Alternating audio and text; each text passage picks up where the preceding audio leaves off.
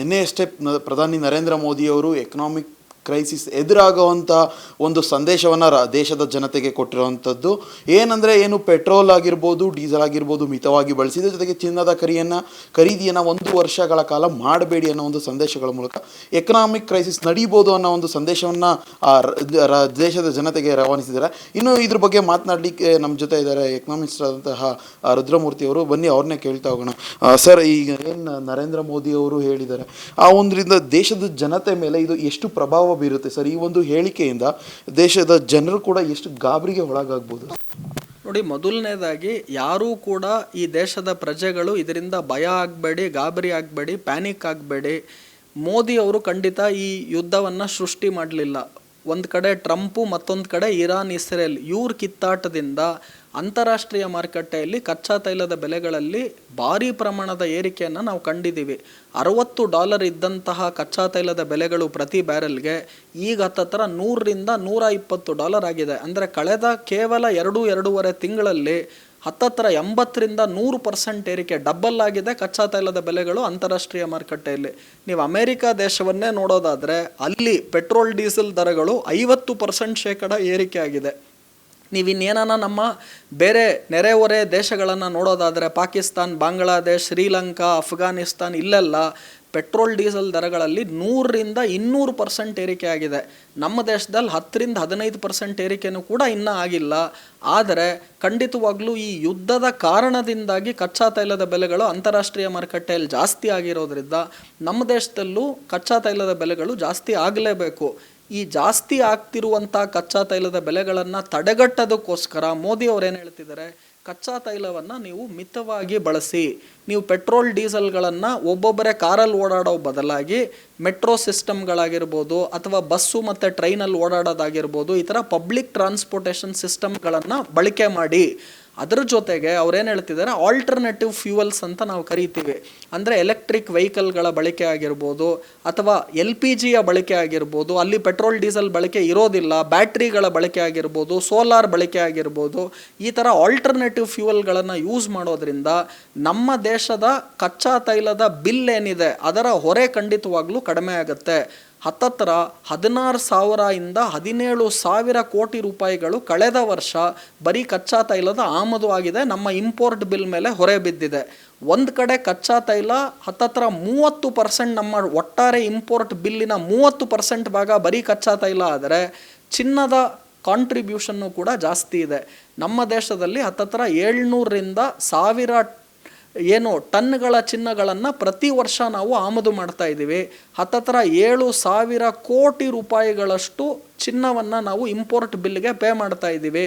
ಹತ್ತತ್ರ $72 billion gold import ಕಳೆದ ವರ್ಷ 2025-26 ಫಿನಾನ್ಷಿಯಲ್ ಇಯರಲ್ಲಿ ಇಂಡಿಯಾ ಮಾಡಿದೆ. ಸೊ ಹಾಗಾಗಿ ನಿಮ್ಮ ರೂಪಾಯಿನ ಮೌಲ್ಯ ಕುಸಿತ ಆಗಬಾರ್ದು. ಈಗ ಆಲ್ರೆಡಿ $1 $80, $82 ಇರೋದು ಈಗ ಆಲ್ರೆಡಿ $95 ಹೋಗಿದೆ. ಸೊ ಇನ್ನು ಮುಂದೆ ಹಿಂಗೆ ನಾವು ಮುಂದುವರಿಸ್ಕೊಂಡು ಹೋದರೆ $1ಗೆ $100, $110 ಕೊಡಬೇಕಾಗತ್ತೆ.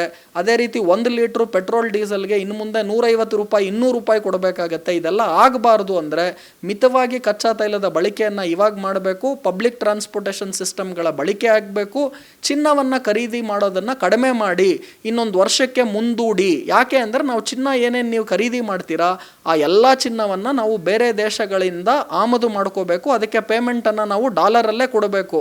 ಅದನ್ನು ಕಡಿಮೆ ಮಾಡೋದಕ್ಕೋಸ್ಕರ, ಡಾಲರ್ ಪೇಮೆಂಟ್ಗಳನ್ನು ಕಡಿಮೆ ಮಾಡೋದಕ್ಕೋಸ್ಕರ ಚಿನ್ನದ ಖರೀದಿಯನ್ನು ಕಡಿಮೆ ಮಾಡಿ ಅಂತ ಕರೆ ಕೊಟ್ಟಿದ್ದಾರೆ. ಇದರ ಜೊತೆಗೆ ವಿದೇಶಿ ಟ್ರಾವೆಲ್, ಫಾರಿನ್ ಟೂರು ಟ್ರಾವೆಲ್ಲು, ದುಂಡು ವೆಚ್ಚ ಏನು ಮಾಡ್ತೀರಾ, destination wedding in Dubai, destination wedding in Mauritius, ಇದೆಲ್ಲ ಕಡಿಮೆ ಮಾಡಿ ಡೆಸ್ಟಿನೇಷನ್ ವೆಡ್ಡಿಂಗ್ ಇನ್ ಕಾಶ್ಮೀರ್, ಗೋವಾ ಅಂತ ಭಾರತ ದೇಶದಲ್ಲೇ ನೀವು ಫಾರಿನ್ ಟ್ರಾವೆಲ್ಗಳನ್ನು ಮಾಡೋದನ್ನು ನಿಲ್ಲಿಸ್ಬಿಟ್ಟು ಭಾರತ ದೇಶದಲ್ಲಿ ಅನೇಕ ಸ್ಥಳಗಳಿದೆ ಅದನ್ನು ಭೇಟಿ ಮಾಡಿ.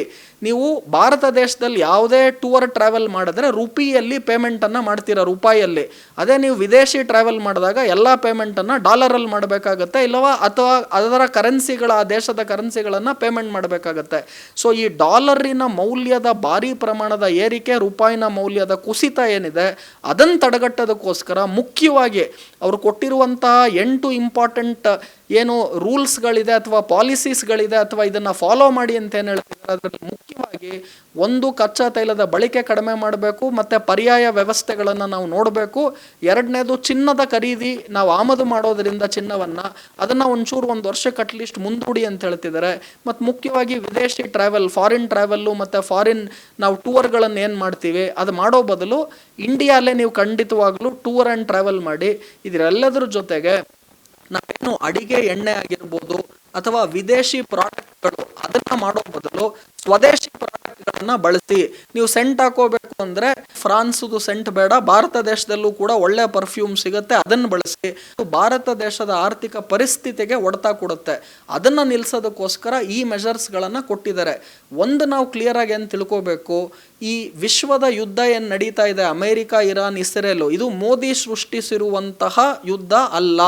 ಸೊ ಇಂತಹ ಸಮಯದಲ್ಲಿ ನಾವು ಖಂಡಿತವಾಗ್ಲೂ ಮೋದಿಯವರ ಮಾತಿಗೆ ಕೈ ಜೋಡಿಸ್ಬಿಟ್ಟು ಒಂದು ಅಳಿಲು ಸೇವೆ ಎಷ್ಟು ರಾಮನಿಗೆ ರಾಮ ಅದೇ ರೀತಿ ಪ್ರತಿಯೊಬ್ಬ ಮನುಷ್ಯನೂ ಕೂಡ ಜನಸಾಮಾನ್ಯರು ಈ ಮೋದಿಯ ಮಾತುಗಳನ್ನು ಪಾಲನೆ ಮಾಡೋದರಿಂದಾಗಿ ಒಳ್ಳೆಯದಾಗತ್ತೆ.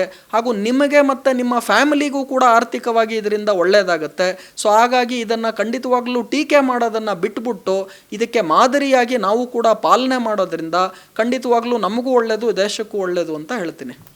ಸರ್ ಹೇಳಿದ್ರಿ ಸರ್, ಈ ಒಂದು ಮೋದಿ ಅವ್ರ ಸಂದೇಶ ಕೊಟ್ಟದ್ದು ಎಲ್ಲೋ ಕೆಲವೊಂದು ಸ್ವಲ್ಪ ಲೇಟ್ ಆಯಿತು ಅನ್ಸಿಲ್ಲ ಸರ್. ಯುದ್ಧ ಶುರುವಾಗಿ ತುಂಬ ದಿನಗಳಾಯಿತು. ಈ ಯುದ್ಧ ಶುರು ತುಂಬ ದಿನಗಳ ನಂತರ ಕೊಟ್ಟಿರೋದು ಸ್ವಲ್ಪ ತಡ ಆಯಿತು ಅಂತ ಅನಿಸ್ತಿಲ್ಲ ಸರ್. ಸೊ ನನ್ನ ಪ್ರಕಾರ ಇದು ಇನ್ನೂ ಬೇಗನೆ ಹೇಳಿದ್ದಾರೆ ಅಂತ ಹೇಳ್ತೀನಿ, ತಡ ಅಂತ ಹೇಳೋದಿಲ್ಲ. ಯಾಕೆ ಅಂದರೆ ಜನರು ಮೋದಿ ಹೇಳಲಿ ಬಿಡಲಿ ನಾವೇನು ಪ್ರಿಕಾಷನ್ ತಗೋಬೇಕು ಅದನ್ನು ನಾವು ಮಾಡಲೇಬೇಕು. ಹಾಗೂ ಮುಖ್ಯವಾಗಿ ಇಲ್ಲಿ ಏನಕ್ಕೆ ಈಗ ಹೇಳ್ತಾ ಇದ್ದಾರೆ ಅಂದರೆ, ಎಲ್ಲರ ನಿರೀಕ್ಷೆ ಏನಿತ್ತು ಅಂದರೆ ಟ್ರಂಪೇ ಹೇಳಿದರು ನಾನು 2 ವಾರದಲ್ಲಿ ಯುದ್ಧವನ್ನು ಮುಗಿಸ್ತೀನಿ, ನಾನು 1 ತಿಂಗಳಲ್ಲಿ ಯುದ್ಧವನ್ನು ಮುಗಿಸ್ತೀನಿ ಅಂತ. ಈಗ ಆಲ್ರೆಡಿ ಯುದ್ಧ ಶುರುವಾಗಿ 72 ದಿವಸಗಳು ಮುಗಿದು 73ನೇ ದಿವಸ ಕಾಲಿಟ್ಟಿದ್ದೀವಿ. ಈ ಯುದ್ಧ ಯಾವಾಗ ಮುಗಿಯುತ್ತೆ ಅಂತ ಇವಾಗ ಮೋದಿಗೆ ಬಿಡಿ, ನನಗೆ ಬಿಡಿ, ಟ್ರಂಪ್ಗೂ ಗೊತ್ತಿಲ್ಲ, ಇರಾನ್ ಇಸ್ರೇಲ್ಗೂ ಗೊತ್ತಿಲ್ಲ. ಸೊ ಇಂಥ ಸಂದರ್ಭದಲ್ಲಿ ಪ್ರಿಕಾಷನ್ ಇಸ್ ಕ್ಯೂರ್. ಸೊ ನನ್ನ ಪ್ರಕಾರವಾಗಿ ಇದು ಲೇಟ್ ಆಯಿತು ಅಂತ ಹೇಳೋ ಬದಲು ಅಟ್ಲೀಸ್ಟ್ ಇವಾಗಾದರೂ ಗೊತ್ತಾಗಿರೋದ್ರಿಂದ, ಟ್ರಂಪ್ಗೂ ಗೊತ್ತಿಲ್ಲ ಯುದ್ಧ ಯಾವಾಗ ಮುಗಿಯುತ್ತೆ ಅಂತ. ಸೊ ಹಾಗಾಗಿ ನಾವು ಈ ಟೈಮಲ್ಲಿ ಈ ಯುದ್ಧ ಆದಷ್ಟು ಬೇಗ ಮುಗಿಯಲಿ ಅಂತ ಖಂಡಿತವಾಗ್ಲೂ ನಿರೀಕ್ಷಿಸೋಣ. ಅದರ ಜೊತೆ ಈ ಸ್ಟೆಪ್ಸ್ಗಳು, ಮೆಷರ್ಸ್ಗಳೇನು ಮೋದಿ ಹೇಳಿದ್ದಾರೆ ಅದನ್ನು ಪಾಲನೆ ಮಾಡೋದ್ರಿಂದ ಅದು ಯುದ್ಧ ನಿಲ್ಲಿ ಬಿಡಲಿ, ನಮಗೆ ಇದನ್ನು ಪಾಲನೆ ಮಾಡೋದ್ರಿಂದ ನಮಗೂ ಒಳ್ಳೆಯದು, ದೇಶಕ್ಕೂ ಒಳ್ಳೆಯದು ಅಂತ ಹೇಳ್ತೀನಿ. Okay, thank you. ಎಸ್, ಇದಿಷ್ಟು ಎಕನಾಮಿಸ್ಟ್ ಆದಂತಹ ರುದ್ರಮೂರ್ತಿ ಅವರ ಮಾತು. ಕ್ಯಾಮ್ರಾ ಪರ್ಸನ್ ಗುರು ಜೊತೆ ಜೀವನ್, ಅಶ್ವೇಗ ನ್ಯೂಸ್, ಬೆಂಗಳೂರು.